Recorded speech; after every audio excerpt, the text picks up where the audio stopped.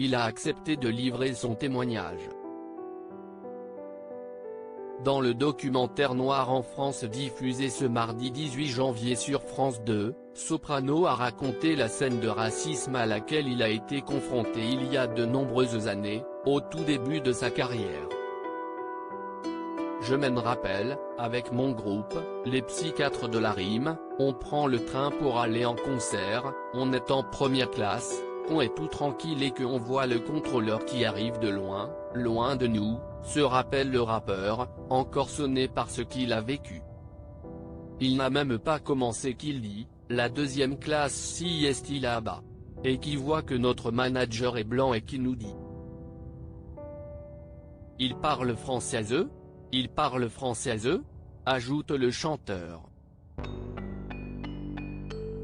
Ce dernier est revenu sur cette séquence dans l'émission C'est à vous sur France 5, juste avant la diffusion du documentaire réalisé par Aurélia Perrault où l'on retrouve également le témoignage d'autres personnalités.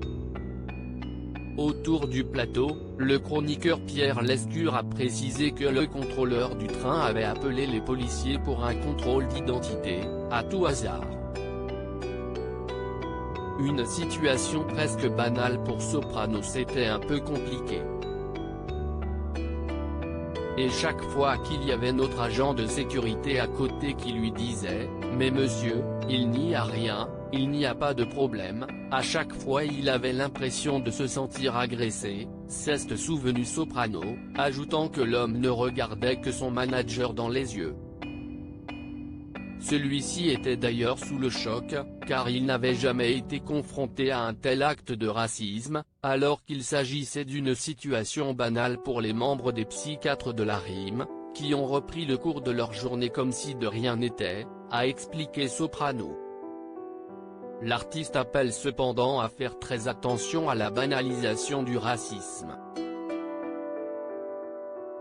Il faut continuer à aller de l'avant pour casser ce cliché-là, a-t-il insisté sur France 5.